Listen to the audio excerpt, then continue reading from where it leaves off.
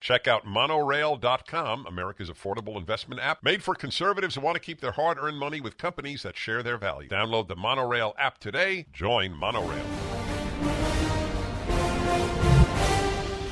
Hello, everybody. I'm Dennis Prager. Great to be with you. There's a headline in USA Today, which is distinguishable from all the other left-wing mainstream papers.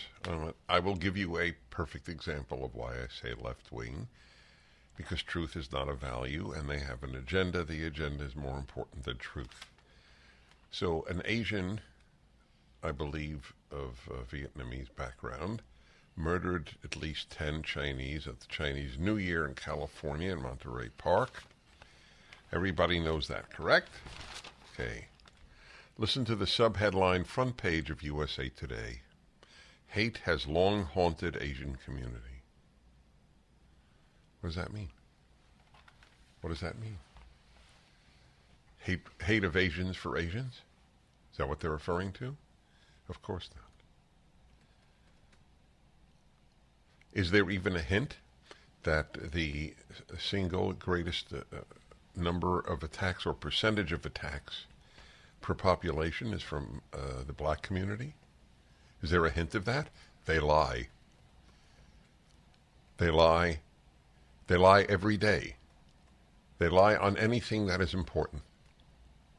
That is it.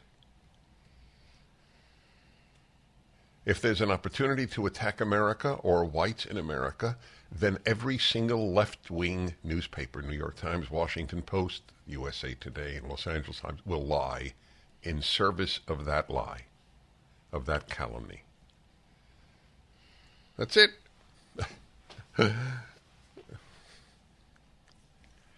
They don't even know they're lying in many cases.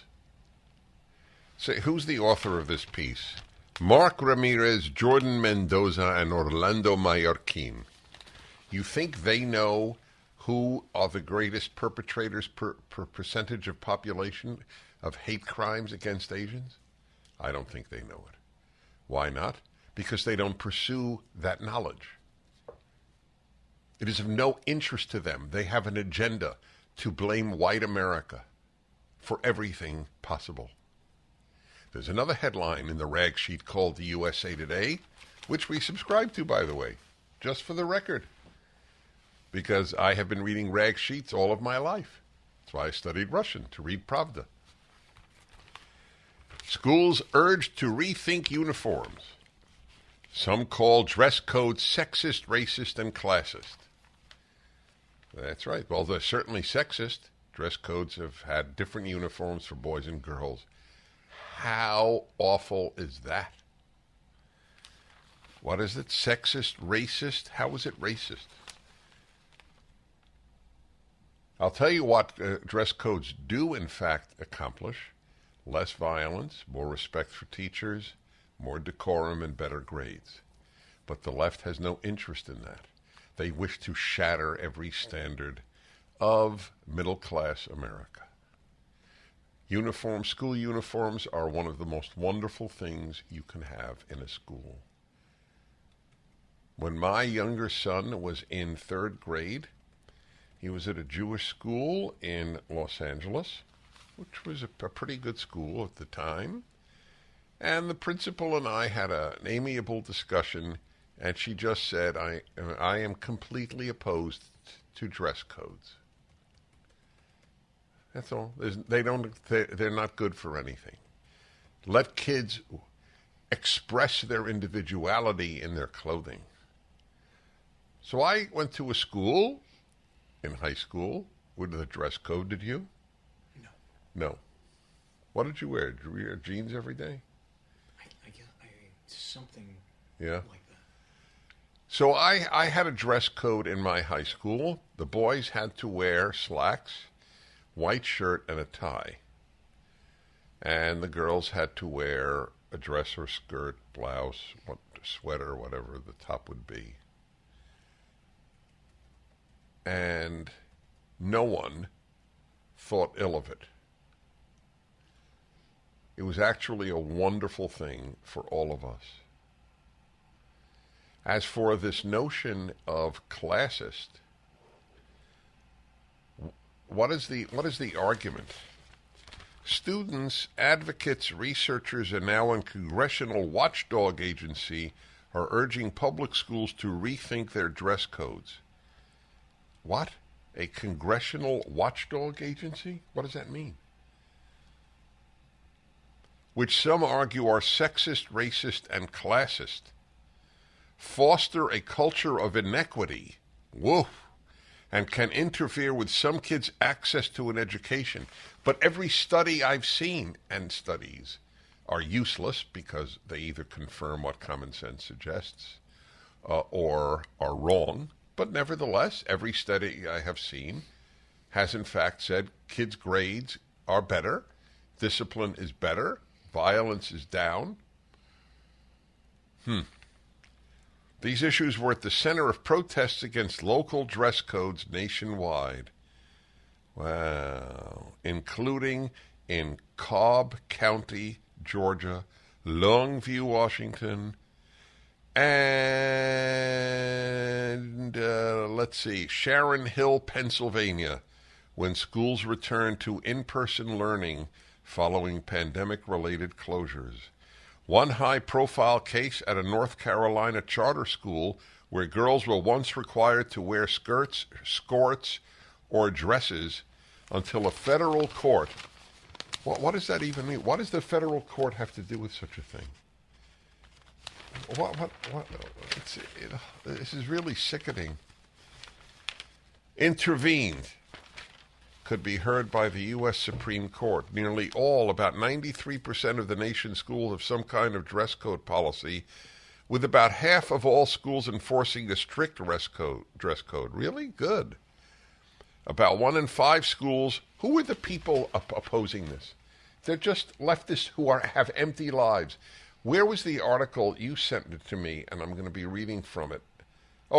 Daily Mail, about how these AntiFa kids are from rich families. They're bored.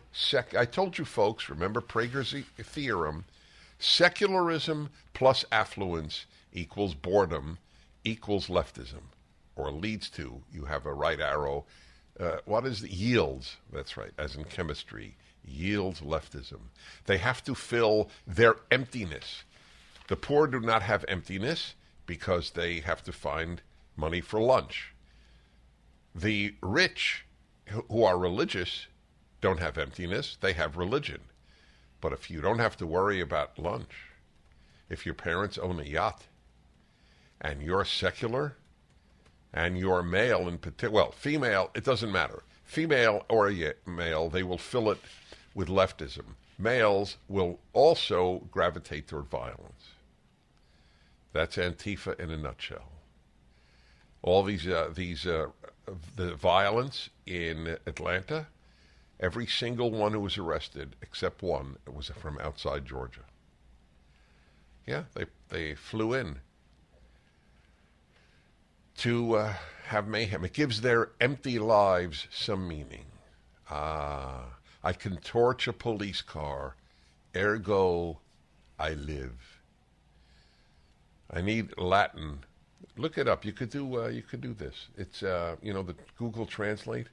Put in, I torch police cars, therefore I am.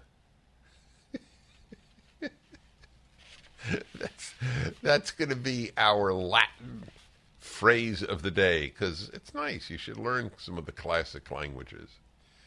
I'm not sure police is a... I'm sorry? Send it to me. I'll pronounce it. That's going to be up there with, what is it? Cogito ergo sum, I think, therefore I am. I torch. That's it. That's what it should be. I torch police cars, therefore I am. Yeah, that's what I have. That's what you have? Yeah. So, ergo sum? Does it end with ergo sum? Yeah. Oh, good. My Latin, I'm telling you. You're sending it it's on I am? Yeah. All right, beautiful. Here it is. Ego fax vigilum cars. Cars? There's no Latin for cars. They didn't have cars in Rome. There's no Latin for cars. I love that. That's even better. Ego fax vigilum cars ergo sum. That is the motto of AntiFa. The empty souls, bored out of their lives.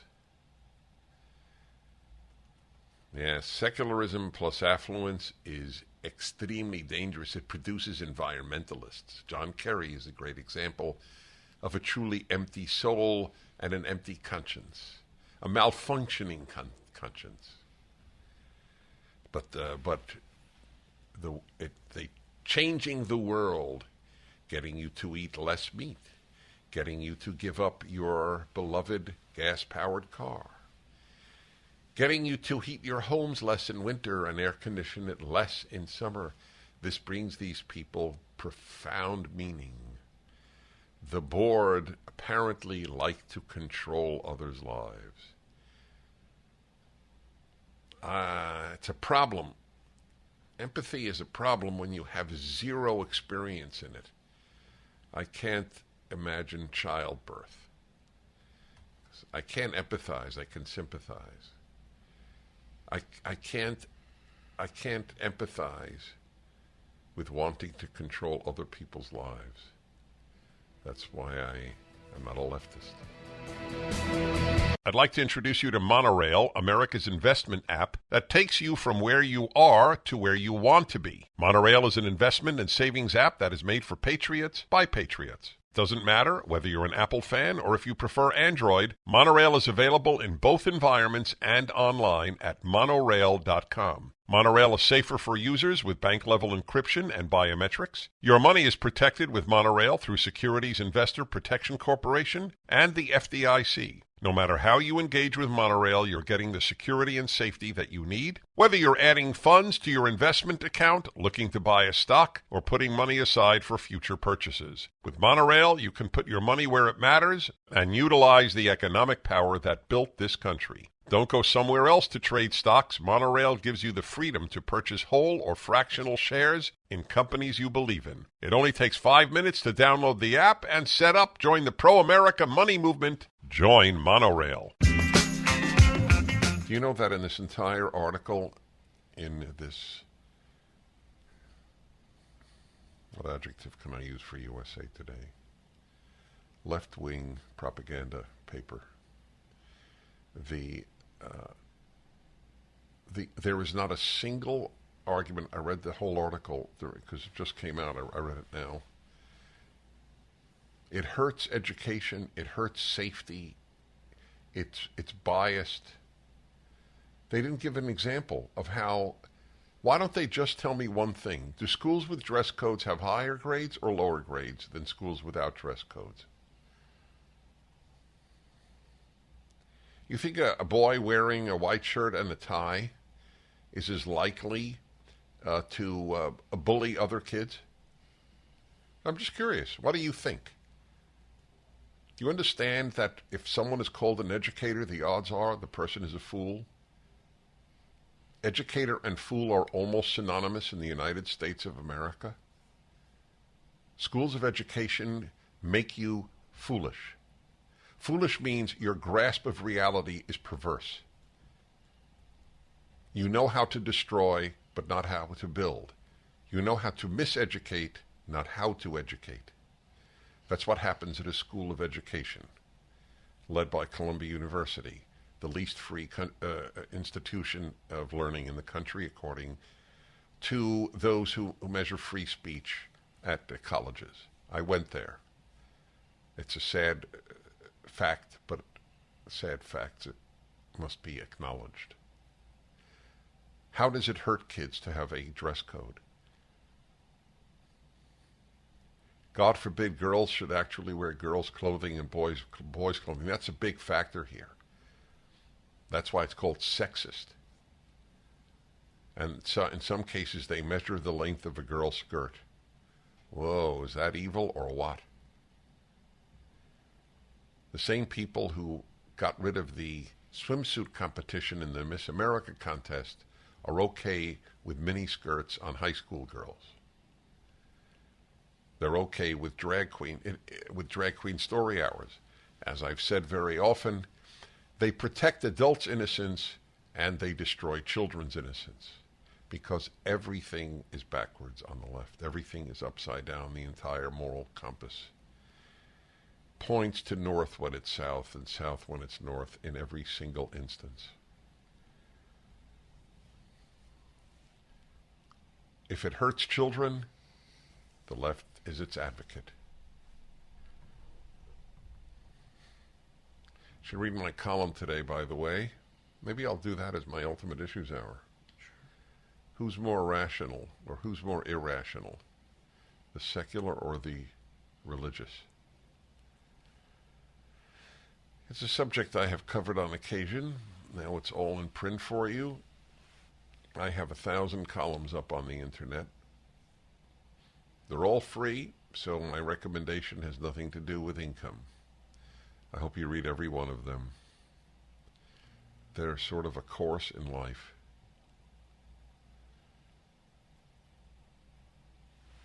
Yeah, but more religious people believe in dress codes than non-religious people. Another example of no wisdom in the secular world. There are secular individuals with wisdom, but there's no secular institution with it. And how's this other great article? Time of joy, celebration turns into sad reminder. Hate has long haunted Asian community. What did I read yesterday on the data on? Did you send? Is that on an IM? Yeah. Oh yeah, here it is. I'm going to read it again, my dear friends, because they lie about the anti-Asian hate thing. City Journal, October 6, 2022, so just a few months ago, 3 months ago. The data indicate just how misleading the narrative of white on Asian violence really is. While black perpetrators account for 27.5% of violent attacks against Asians, Asians commit less than 0.1% of violent attacks against blacks, indicating little role for proximity. In other words, they don't live near each other. Most violent attacks against individuals of a particular racial group are committed by other members of that group, except for Asians, although the last two examples don't fit that rule, where a plurality is committed by blacks. Think the USA Today article has it in it? I didn't finish the article yet. I was reading the school dress codes one. Is there a single person listening to this who believes that the USA Today article tells the truth about the plurality of attacks coming from blacks? Of course not, because truth is not a left-wing value. That's it. That's literally true. By the way, the more you're committed to the truth, the less likely you are to be a leftist. The truth is to the left what the cross is to Dracula. Blacks are responsible for 305% more violent crime against Asians than neighborhood demographics would predict, while whites and Hispanics commit significantly fewer attacks against Asians than would be expected. What does the article say? Let's see here. Yes. As authorities began investigating the killing of 11 people, it's up to 11 now? How tragic.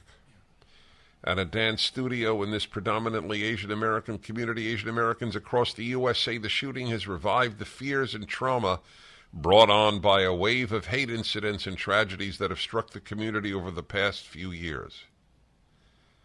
And wasn't there another one now by another Asian? Yeah. Where was this one? In Half Moon Bay? Yeah, Northern California. Also in Northern California. Yeah, this is in Southern California. Oh, Monterrey Park, yeah, that's right. That's in Southern California. Right. Wow. Yep. 1-8-PRAGER-776. We return momentarily. My friends, a food shortage could be coming. I can't believe I'm saying this, but it's true. So survival food is important. Create your own stockpile of the best-selling 4 Patriots Survival Food Kits. It's not ordinary food. We're talking good for 25 years super survival food. Hand-packed right in a family-owned facility in the USA, giving jobs to over 200 Americans. The kits are compact, sturdy, water-resistant, and stack easily. They have different delicious breakfasts, lunches, dinners. You can make these meals in less than 20 minutes. Just add boiling water, simmer, and serve. Right now, you can go to 4Patriots, that's the number 4, 4Patriots.com. Use the code Prager to get 10% off your first purchase on anything in the store. You get their famous year-long guarantee after your order and free shipping on orders over $97. Just go to 4Patriots.com to get 10% off with the code Prager. 4, the number 4, Patriots.com, code Prager. Hello there all, Dennis Prager with you. So I virtually completed the article, front page. No, I did complete it actually. Read that. Not a word about who actually does most of the attacking of Asian Americans. So an Asian slaughtered 11 Asians, Chinese, I believe, Lunar New Year celebration. And the whole article is about hate against Asians in America. The whole implication is it's white hatred. The word white doesn't appear. They don't tell you who actually commits the disproportionate number of the crimes, which is blacks. Same with the attacks on Jews. It's disproportionately done by blacks. If you see the videos in Brooklyn, New York, where many Hasidic Jews live, you will see every video I have seen of a Hasid. It's an ultra-Orthodox Jew, often with a black hat, sometimes with, what is it called, earlocks in English? Or is that side locks? Is it forelocks or no, side locks? Side locks, or peyot in Hebrew. Anyway, it's every video I've seen, it is a black attacking of the Jew, but that's not discussed either, because they lie. They have an agenda and they lie on its behalf. So listen to these quotes. So anyway, the article lies by omission. Even if we cannot be sure an attack was racial in intent, this is from the president of Queens College, City University of New York. Naturally, the single most important qualification to be a president of an American university is cowardice. Even if we cannot be sure an attack was racial in intent, it nonetheless can be racial in effect. Do you understand that? Isn't that like a contradiction? A paradox? First of all, if we cannot be sure an attack was racial in intent, so there's an implied lie he's lying by implication. We are sure that it was not racial in intent. An Asian, unless, it would be, I guess, theoretically, I mentioned this yesterday, could be that a Vietnamese hates Chinese. His name is not Chinese. The Tran, I believe, is a Vietnamese name. They keep calling him Asian. For whatever reason, it nonetheless can be racial in effect. Huh. Do you understand that? But that's the president of Queens College, City University of New York. He said before the attacker was identified. Okay, so what does he say now?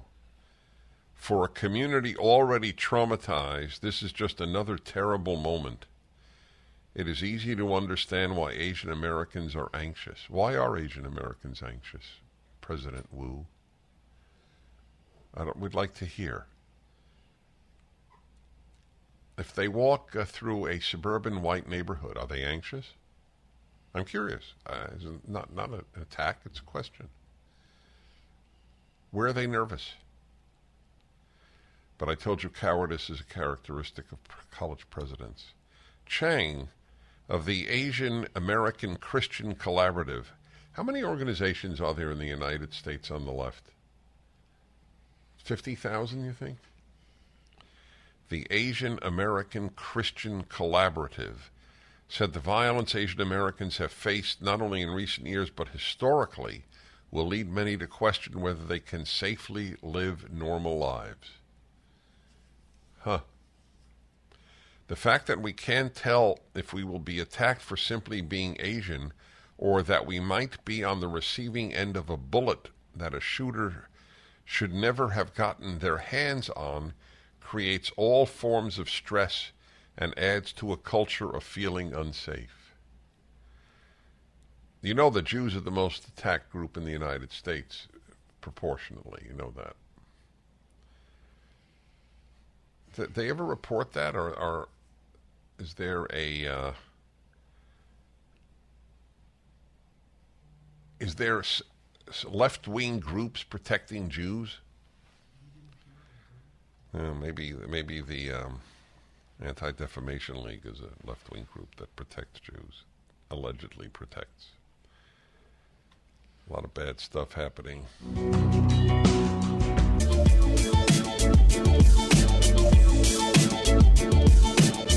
Another lying organization, which was once decent, is the Brookings Institution. So I'm looking up how the left covers up truth.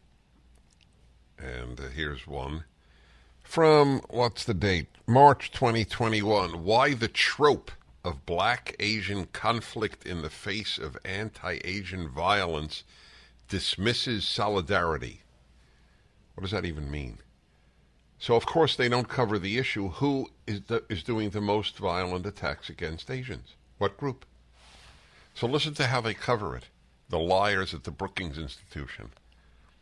We should call people out. Jennifer Lee and Tiffany Huang wrote this truly phony piece for the Brookings Institution. It's called, under the title here, The Trope of Black-Asian Conflict. No, it's black-on-Asian conflict. That's the issue. It's not black-Asian conflict. It's black-on-Asian conflict. These senseless acts of anti-Asian violence have finally garnered national attention they deserve, but they have also invoked anti-black sentiment. This is not anti-black sentiment, for the record. This is anti-left-wing lies sentiment. Everything I am saying is about left-wing think tanks, lying tanks, and media. That is all it's about, just to make it clear. But they have also invoked anti-black sentiment and reignited the trope of black-Asian conflict. What trope of black-Asian conflict exists? Because some of the videotape perpetrators appear to have been black. Some? Not most? Just curious. Some observers immediately reduced anti-Asian violence to black-Asian conflict. No, it's just primarily black-on-Asian.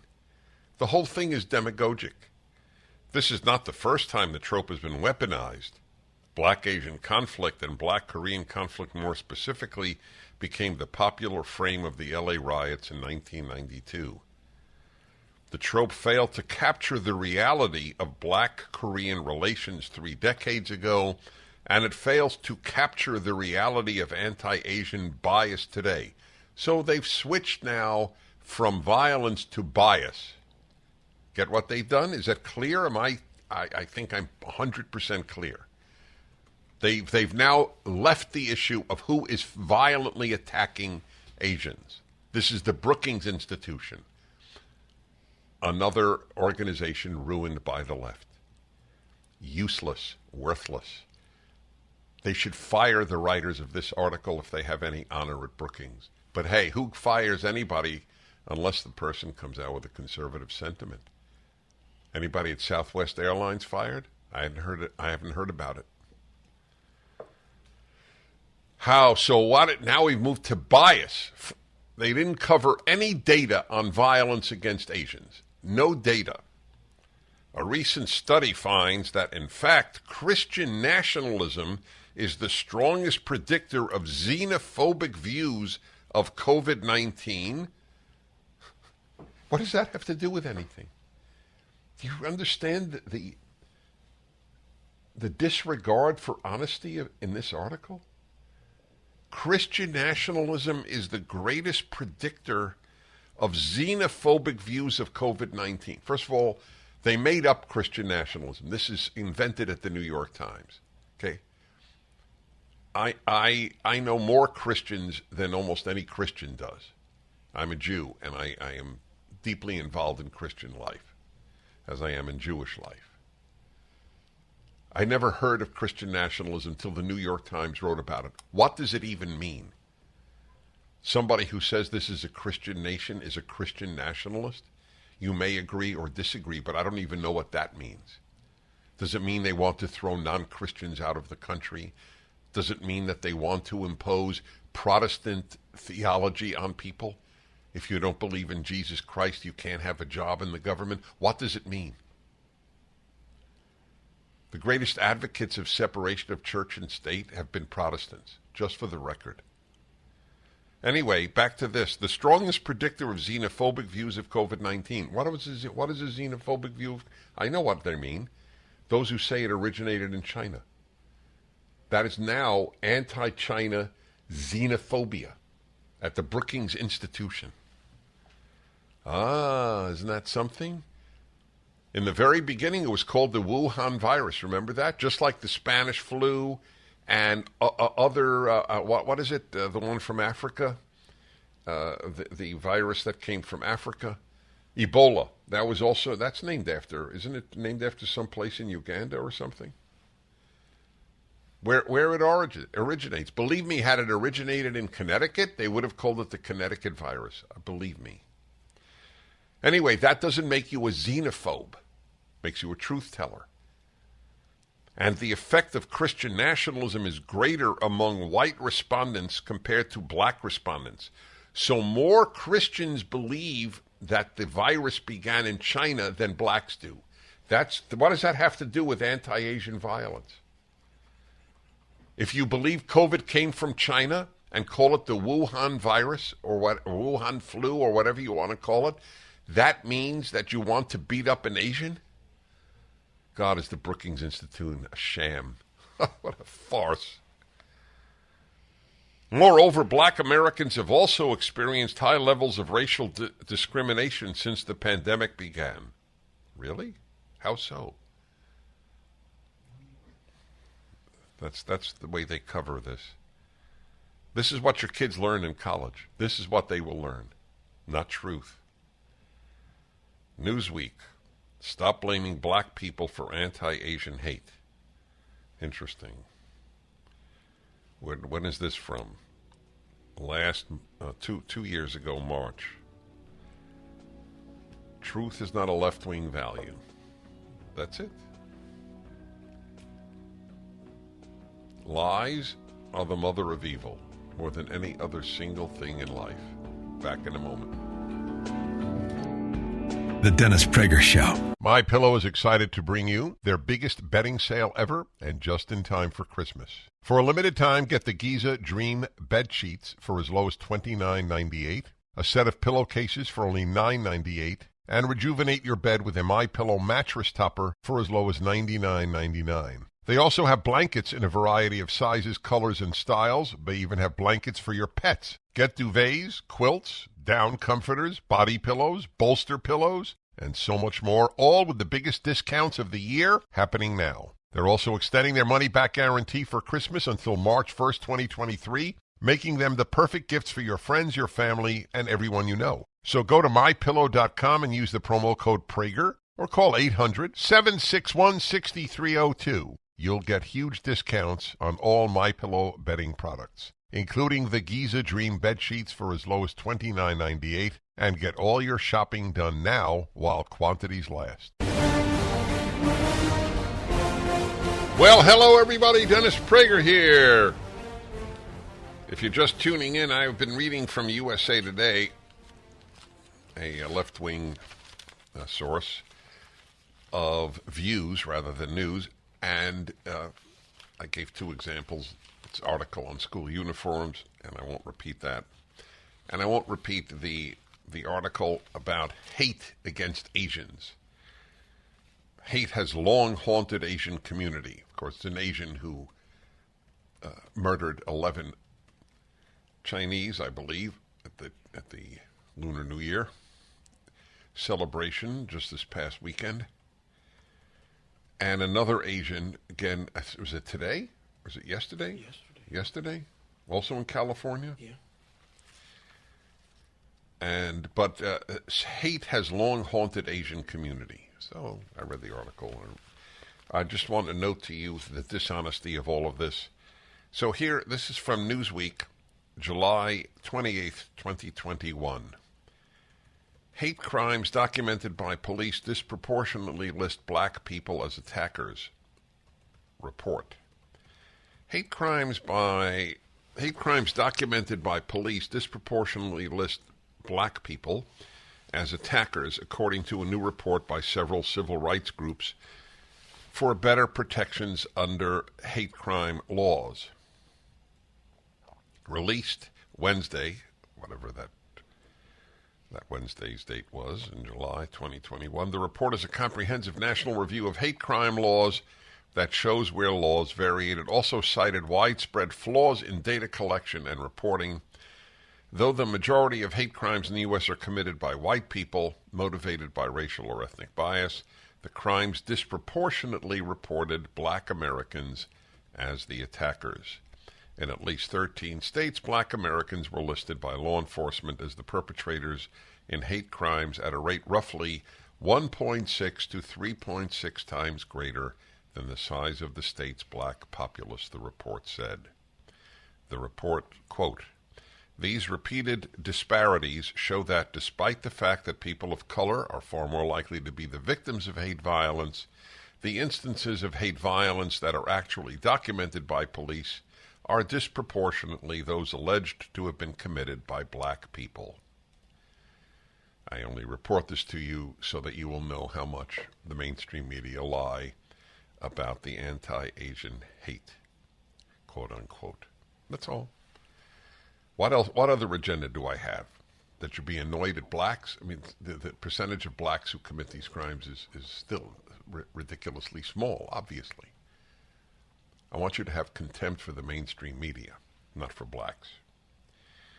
That should be clear to everybody except the left-wing media, who might even report on this in their lying ways.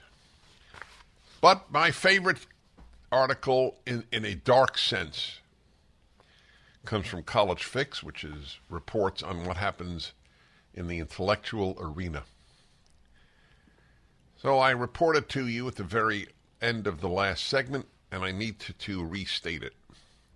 An education professor delivered a lecture this month at a major mathematician meeting,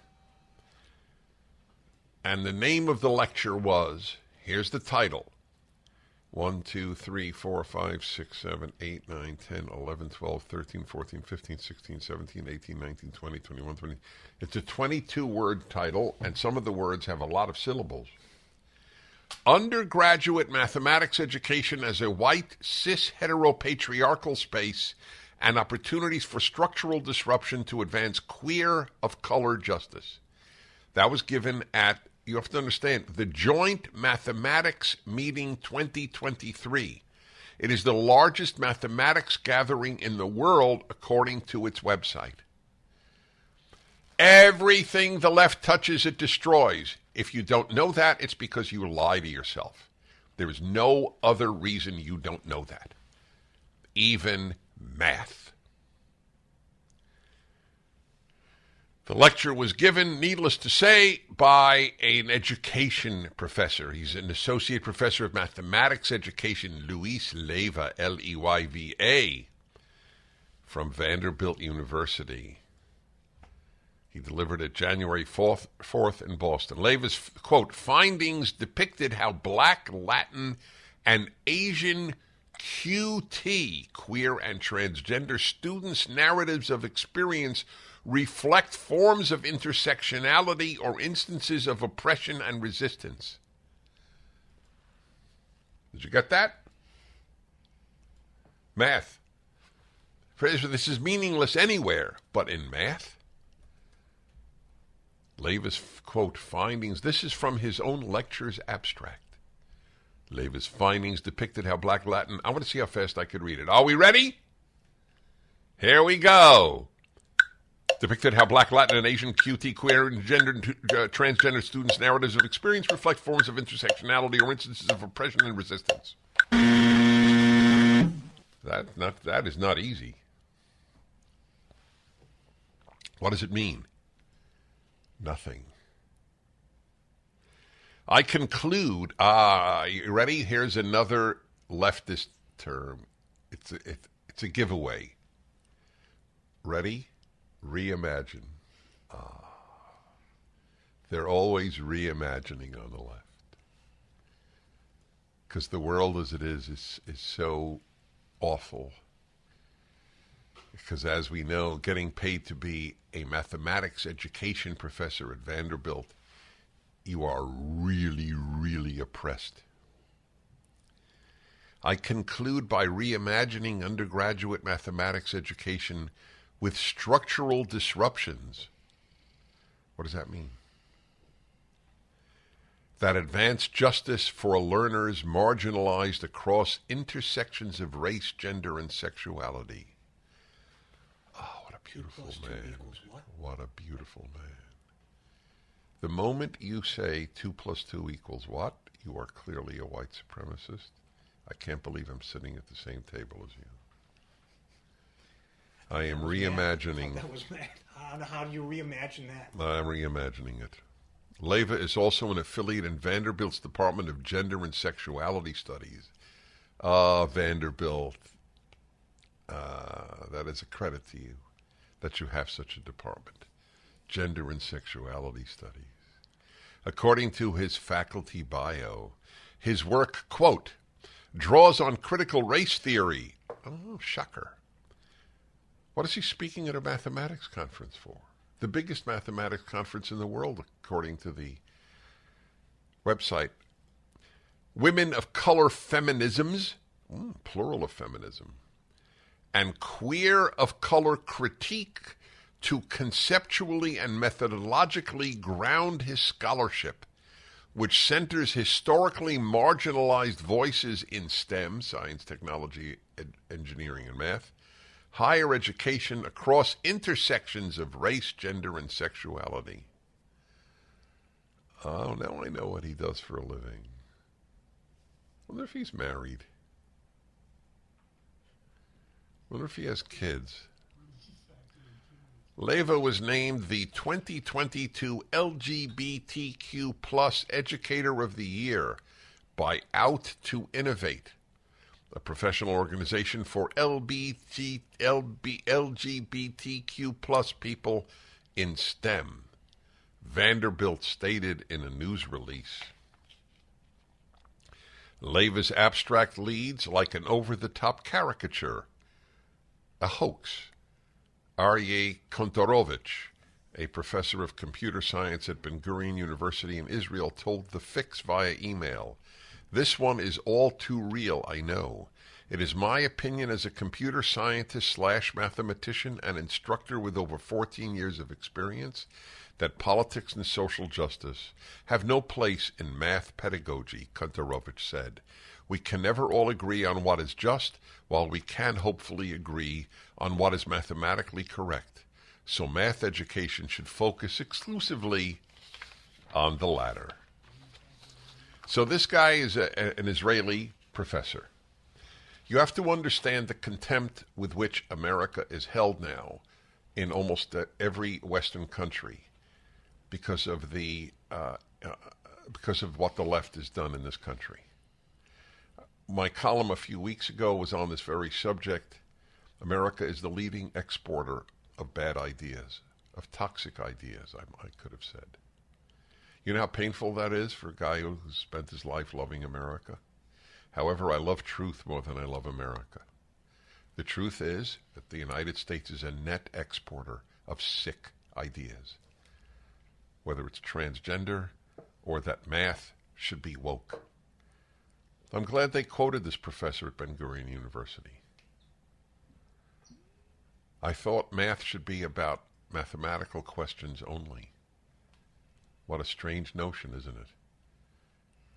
If you don't let the left infect you, infect your discipline, then you you're not with it. COVIDtaxrelief.org got a small retail business almost $80,000. COVIDtaxrelief.org got a manufacturing business nearly $250,000. And COVIDtaxrelief.org just got a large distribution business almost $900,000. If you run a business, church, or nonprofit and paid your employees through all or part of the pandemic, you could qualify for up to $26,000 per employee through the government's CARES Act. But beware of clickbait or pay-up-front companies that make you do the work and take a huge percentage of your refund. COVIDtaxrelief.org receives a low, reasonable commission only after you receive your refund. And with 300 CPAs and tax experts, no one is better at getting you the maximum benefit than COVIDtaxrelief.org. Visit COVIDtaxrelief.org now because this plan expires soon. That's COVIDtaxrelief.org, COVIDtaxrelief.org. Refund examples are not a guarantee and not all businesses qualify.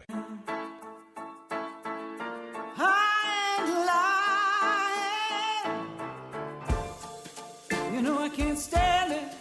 You're running around. I love fighters. You live once, folks. You don't want on your tombstone, he didn't fight. She didn't fight. Those of you who love God must hate evil. My favorite line in the Bible. Good stuff. Good stuff. All right, that was a great article about the math. I got a big deal for you now. Yeah. So they arrested a bunch of AntiFa thugs, truly bad human beings. Really bad. I mean, if there's such a thing as bad, they're bad. Oh, tangential thought on AntiFa. So it was very interesting. Tucker Carlson played a leftist, I don't know who it was, on some network on TV, who said that it is wrong to characterize torching police cars and breaking into office buildings and the like or as violence. Violence is only against people. Isn't that interesting? The redefining of terms that takes place on the left. So if they come into your home, people come into your home and ransack it. In fact, if they blow up your home, but there's no person or pet in the house, it's not a violent crime.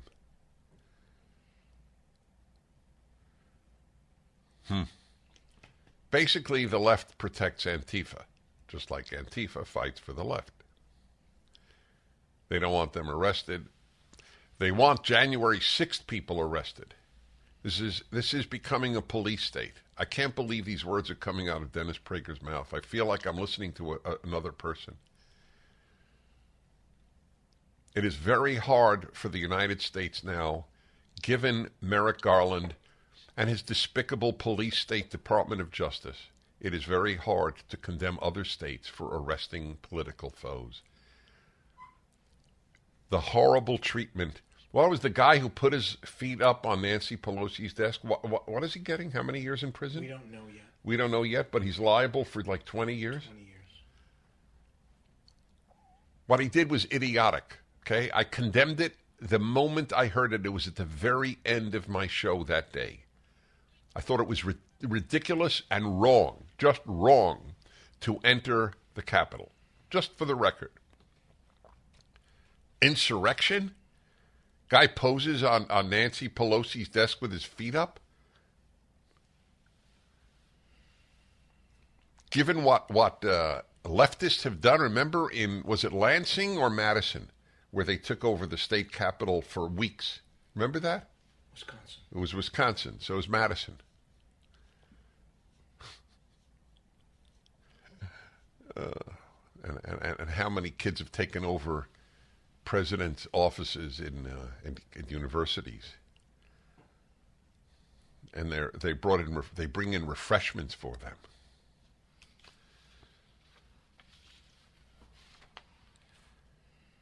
Anyway, this is a report on Antifa. Who are they? From Daily Mail today. The son of a millionaire surgeon has been charged with domestic terrorism for the second time in a month over his role in violent Antifa protests in Atlanta on Saturday. Frankie Carroll, 22, from Kennebunkport, Maine, is one of 6 people charged after riots over the death of a protester who allegedly shot a police officer. Details also emerged on Monday about the privileged backgrounds of several other rioters. Remember what I told you years ago? Secularism plus affluence equals boredom, and then yields leftism. Most of whom traveled from their peaceful hometowns outside of Georgia to wreak havoc in the state. A police car was torched and buildings were vandalized on Saturday during clashes which followed the death of Antifa activist Manuel Esteban Paez Terán, 26, who was killed on Wednesday, January 19th. Carroll, who grew up in a mansion in a luxurious beach town, was previously charged with domestic terrorism in December for his role in violent protests at the site of the Atlanta Public Safety Training Center. The $90 million center, dubbed Cop City by protesters, has been the target of protests since June 2021. Fresh details also emerged about the privileged lives of some of the other protesters who are accused of bringing destruction to the streets of Atlanta. Fayola, from the wealthy suburb of Happy Valley in Portland, Oregon, is a trans non-binary activist who uses the name Henri, the New York Post reported. A trans non-binary activist. So, whatever this individual is, male or female, claims to be neither male nor female. That's what non-binary means. So sure enough, Daily Mail refers to the individual as they.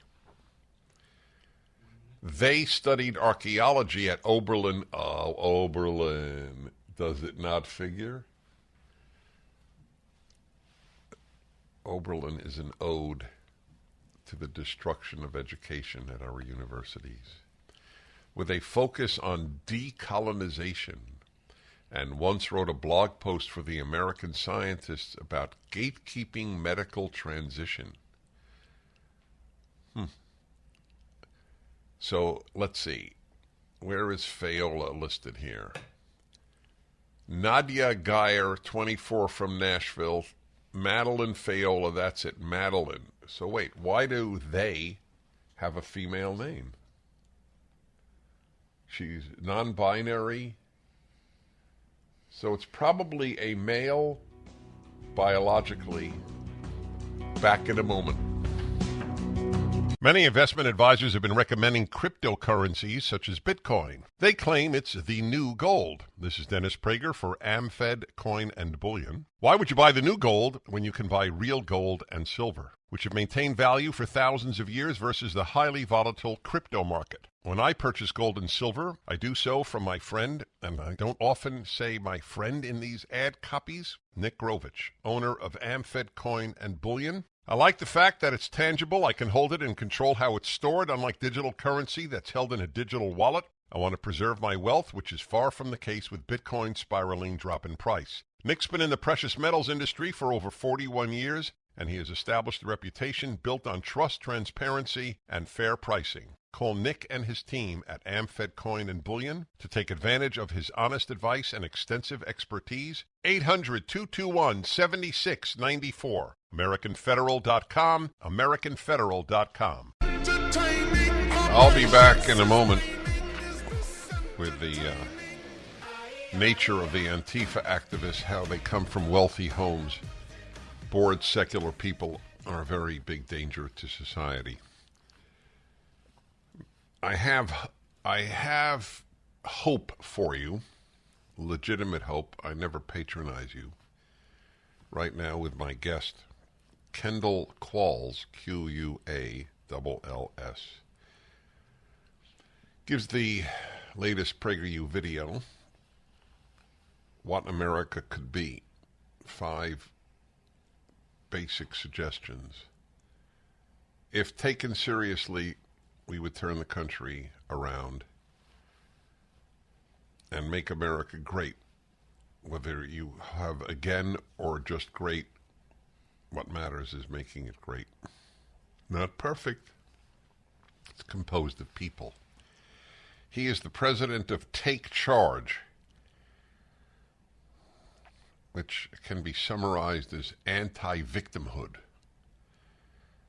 So let me ask you, Kendall Qualls, is that a fair summation in let's see, a few words of what you're doing?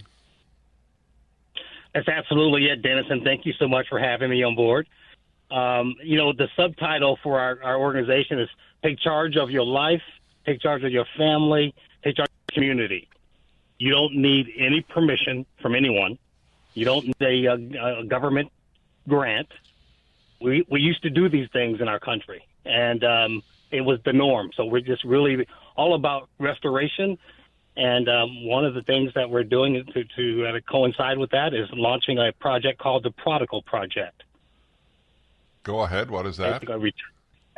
Basically, we're the ones that deviated from the past, and it's all about returning back to those things that were, cultural roots, if you will, especially in the black community. Faith, family, and education. Getting a better education for our kids. So, I have dealt with the issue of Jews on the left all of my life as a Jew. And so you're black and you deal with the issue of blacks on the left. Can you explain them? Yeah, I can. And so, and why I think I come from this and from a very, very different perspective is I lived through this. So my parents divorced when my dad came back from Vietnam in the late 60s. And we moved from Fort Campbell, Kentucky to Harlem, New York. And my mother and my 4 siblings moved from, basically the one of the, idyllic places you can live in the military to what was going on, the worst chaotic time, I would think, in the history of Harlem and New York, other than where it is today. And I lived through that. We got held up on day one. I went to elementary school, 1st through 5th grade at TS 148 here at Tubman Elementary. My mom couldn't handle all 5 of us. So my father came and got me and my younger brother to live with him. Now, he was still a drill sergeant in the Army, and all he could afford was a trailer. And that was my start in life. Where was the trailer? In Kentucky or where else? In Oklahoma. We moved to Oklahoma where he was stationed. Okay. And, I've been called trailer trash, ghetto kid, and a lot worse in this country. But what I did learn, more than anything else, is that where you start in life is not where you have to stay in life in this country. There's a pathway out. Now, what I've learned over the course of that time, visiting my mother over the summers, from Oklahoma to New York over the summers as I got older, one of the things I saw, nothing changed. There was no exit ramp for those kids. Basically, the girls that I knew got pregnant and got on welfare. The boys that I grew up with, I saw, they got into trouble. There was no pathway. There was no teaching of that. And what I've come to learn, being involved in the short stint in politics, is that we have leaders in the black community that have led the black community astray. They pointed all of the problems at suburban white American, rich white Republicans. And basically what was introduced in my lifetime, Dennis, we've gone from 80% two-parent families to 80% fatherless homes without one national initiative to reverse that trend. And so what I saw over time, and I saw this, was Charlie Rangel was the congressional representative in Harlem when I was in middle school and high school. He was there for 47 years. He got wealthy. His family got wealthy. His cronies got wealthy. And the black leaders in those community got wealthy while the masses stayed poor. All right, hold it there. I want to continue with you in a moment. This is a very important man doing great work. Kendall Qualls, president of Take Charge. His video is up at PragerU this week. Da-dum, da-dum, dum. Wow, not often I do that. I'm in a jolly mood today. Most days I'm in a jolly mood. Is that accurate, gentlemen? I work with you too. Is that correct? Yeah. Yep. Dennis Prager here, Ultimate Issues Hour, third hour every Tuesday. Turns out it's a pretty important hour, doesn't it? Because people have such non-clarity on ultimate issues. That's the reason for the moral and intellectual confusion of our day. My subject today is the subject of my weekly column, which is out, as it happens, on Tuesdays. DennisPrager.com and Town Hall, and then it migrates to the Daily Wire, American Greatness, and many other wonderful media. You can see it again at my website or Town Hall right now. Who's more irrational, the religious or the irreligious? Themes I have touched on, but never systematically, like in this column and this hour. So you're brainwashed, and what's what it is, into believing that the secular, the non-religious, are the keepers of reason, and the religious are the irrational. It's a brainwash. It's a pure lie. Pure. When it comes to real life, in our time, there is no comparison how much more rational religious people are in our society. There are places in Iran, the religious are not rational. Okay? Just for the record, I'm not talking about Iran, I'm talking about America. In America, the religious, which means rooted in some form of Judeo-Christian religion, Judaism, Protestantism, Catholicism, LDS, Mormon, you name it, any of the Protestant denominations. In other words, rooted in the Bible. They are far more likely to be rational on the issues of our society than the non-religious. There are many non-religious rational people. I didn't say that you can't be rational if you're not religious, and I don't say that if you're religious it guarantees you'll be rational. However, the non-religious own the mass majority, if there's such a term, of the irrational things in our society. So you get brainwashed. Oh, religion it's irrational. Stay secular and you'll be rational. But the truth today is that the secular have a virtual monopoly on irrational beliefs. Here's one proof. What is the most irrational institution in our society? Tick, tock, tick, tock. That's an easy one. All right, buzzer time. Thank you. My producer says it's an easy one. It is an easy one, isn't it? Once you mention it, everybody will. Once you mention it, it's an easy one. It's the college, the university. It is the seat of the irrational. Reason has no place. The moronic ideas of our time, from men give birth to America was founded in 1619, to safe spaces for kids frightened by conservative speakers who come to the campus. This is the university. Yep. So it's also the most secular institution.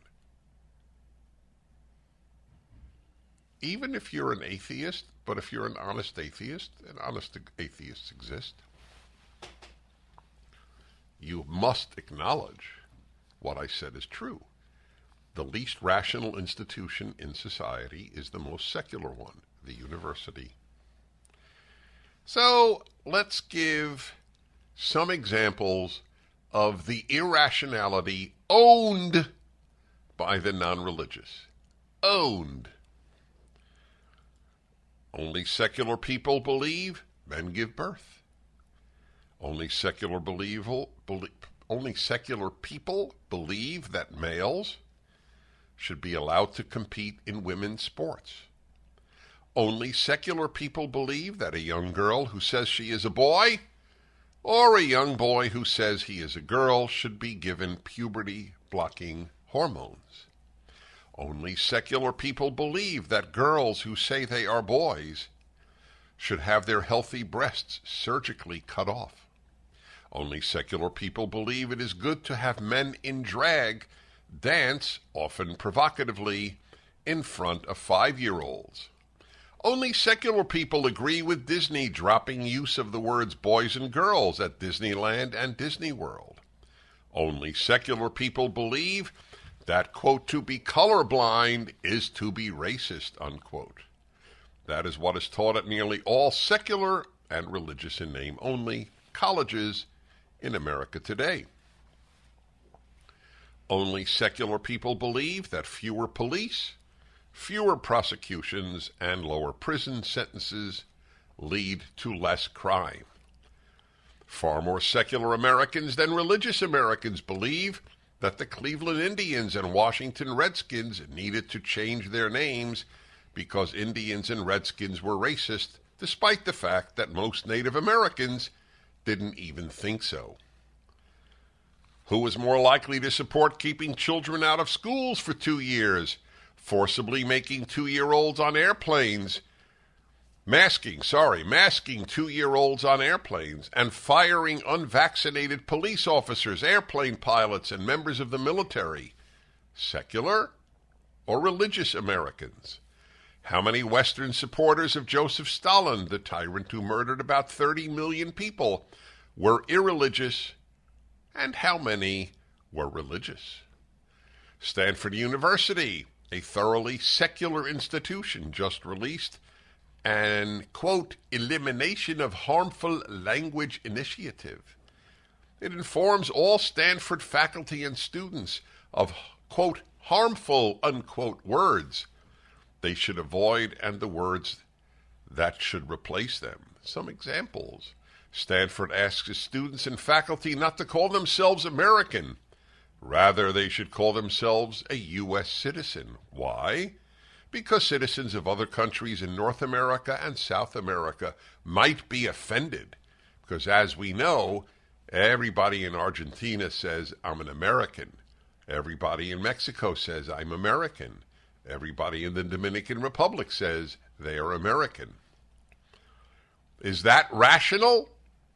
Stanford asks its faculty and students not to use the term blind study. Why?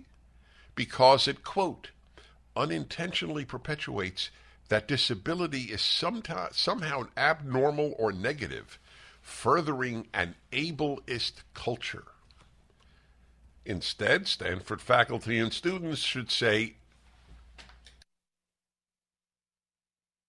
masked study. 2 questions. Is Stanford's claim that being blind is not a disability rational or irrational?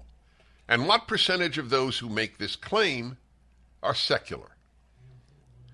The list of irrational and immoral things secular people believe and religious people do not believe is very long. As a quote attributed to G.K. Chesterton puts it, when people stop believing in God, they don't believe in nothing. They believe in anything. Yet many people believe that the religious, not the secular, are the irrational people in our time. That, ironically, is just another irrational belief held by the secular. And, of course, it is self-serving, just as is the belief that more people have been killed by religious people, meaning essentially Christians, than by secular people. Yet that, too, is irrational and false. In the last century alone, 100 million people were murdered by secular and anti-religious regimes. 1-8-PRAGER-776. I'm not done, but I'd like to take your calls. Who are more rational in America, the religious or the irreligious? Tell me, would you please? How could I possibly have needed so much more? All right, everybody. 1-8-PRAGER-776. In America today, who's more rational, the religious or the irreligious? My column today, it's Tuesday, you should read my column every week. It's free. And it's an ultimate issue. Who's more who's more rational, the religious or the irreligious?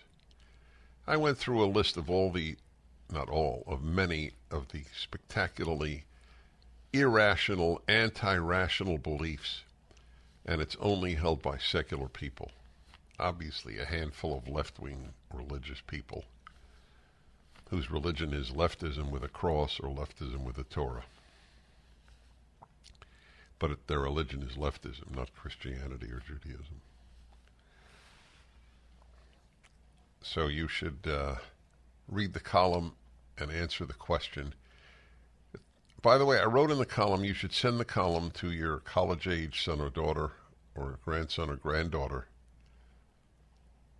because they're being brainwashed into believing that religion is irrational, secularism is rational. But who holds all these irrational beliefs?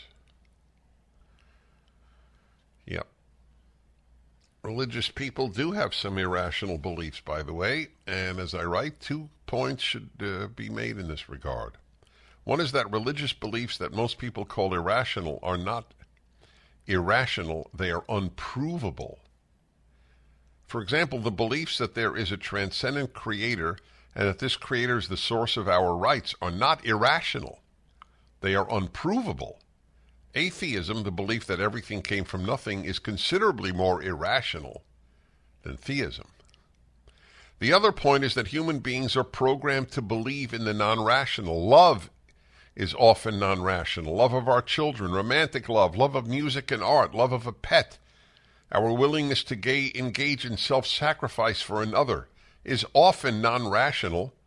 From the sacrifices children make for parents and parents for children, to the sacrifice made by non-Jewish rescuers of Jews during the Holocaust. These are not rational. What good religion does is provide its adherents with a moral, emotionally, intellectually, and spiritually deep way to express the non-rational. Therefore, they can remain rational everywhere outside of religion.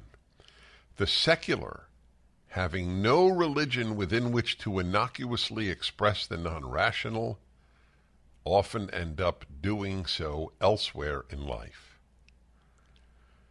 So, only the religious believe in the beginning God created the heavens and the earth, but they do not believe men give birth. Meanwhile, the irreligious don't believe in the beginning God created the heavens and the earth, but only they believe men give birth. Good one, eh? Yeah. If I may say so myself.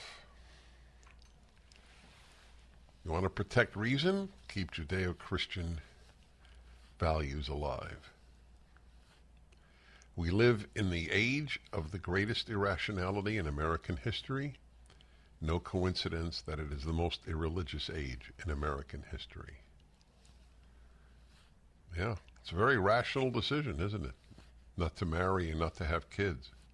There's a happiness and depth-producing decision, isn't it? Not really. Wow, I mean,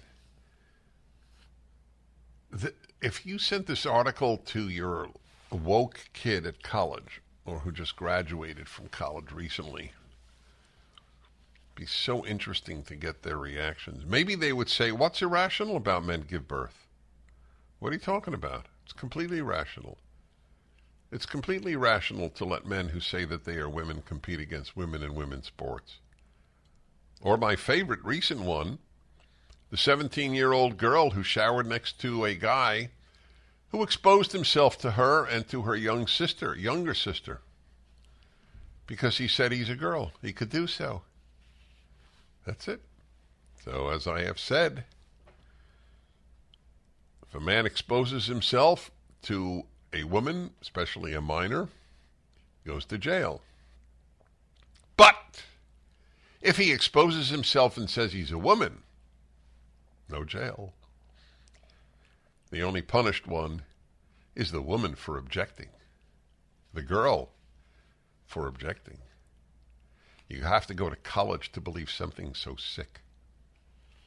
You can show your penis to a young girl if you say you're a woman. These are sick puppies who believe that. Really bad, bad folk. They're scary. And very little scares me. Outside of the left, nothing scares me. That's right. They're scary. Expose yourself to a girl, just say you're a woman. I wonder if that'll work. All these guys, all these perverts who like doing that.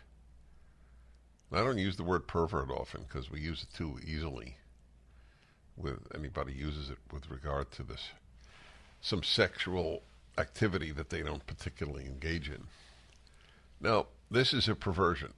To want to expose some, I'm using the term morally. I don't even know if it's a natural perversion. I don't know. But it's pretty sick exposing yourself to girls. But if you do, here's a piece of advice from the left. Just say you're a woman. They can't do a damn thing about it in most cases.